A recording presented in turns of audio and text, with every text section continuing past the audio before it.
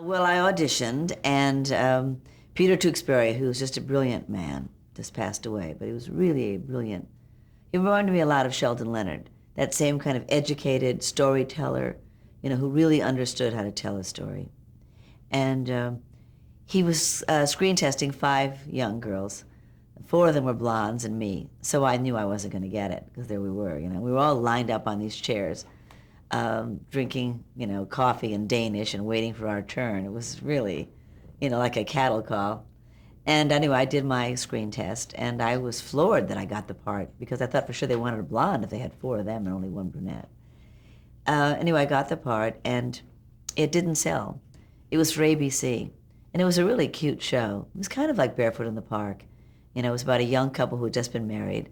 The young woman was a model, and Paul Lynde, who was a great comedy actor, played the photographer's model, and Ron Huesman played the husband. And it was all about the, sort of adjustment of a young married couple. But it didn't sell, and the president of programming of ABC was a man named Edgar Sherrick, who I'd never met. And Edgar Sherrick called me to his office, and I went to see him, and he said, this show is not going to sell, but we think that you can be a TV star. It was just like in the movies. They didn't find me on a drugstore stool at Schwab's, but they really said those words. And so he said, you already have a sponsor. Bristol Myers, who had Clairol and all these hair products, was looking for a young actress to bankroll. And so they almost bought the show because they felt that they could do it with me. So I already had a sponsor, and I had a network. I just didn't have a show. So he said, we're going to try to think of some ideas for you, and if you have any ideas, you bring them to us. And I said, okay. And then I waited, and he sent me several shows that weren't very good. Oh, they were, a young girl was the daughter of somebody, or the wife of somebody, or a young woman was a secretary of someone, and the shows weren't really that funny, and my part was large, but not really full-bodied as a person, So I called him, and he'd been so nice to me, and he'd been so encouraging, telling me I could be a television star, which to me was the height of everything. That's what my father was, so what else was there, And certainly not President of the United States, right? The only thing one could climb to was a television star. So anyway, I called him and asked him if I could come see him. And I said to him, I've been reading all of these projects that you've given me, and I was just wondering, have you ever thought about doing a show about a young woman who is the focus of the story, as opposed to being the daughter of somebody or the wife of somebody or the secretary of somebody, where it's about her dreams, about something that she wants out of life? And he said to me, do you think anybody would be interested in a show like that? I said, I think so. And I brought him The Feminine Mystique by Betty Friedan. I said, read this book. I said, because really this is what's happening in this country now. Women don't want to be their mothers anymore. They really want something else. I mean, there's a lot of stories and a lot of thoughts in this book about, is this all there is? It was a book of my time. I'm nothing if not a woman of my time.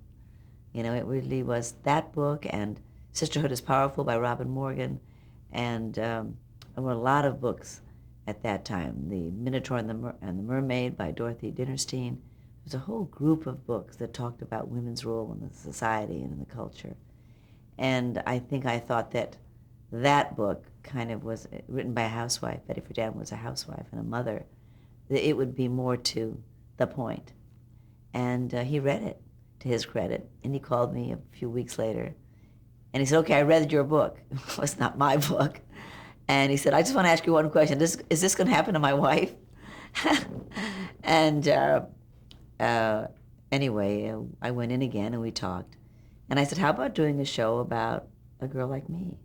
Someone who's graduated from college as an English teacher, whose parents want her to get married.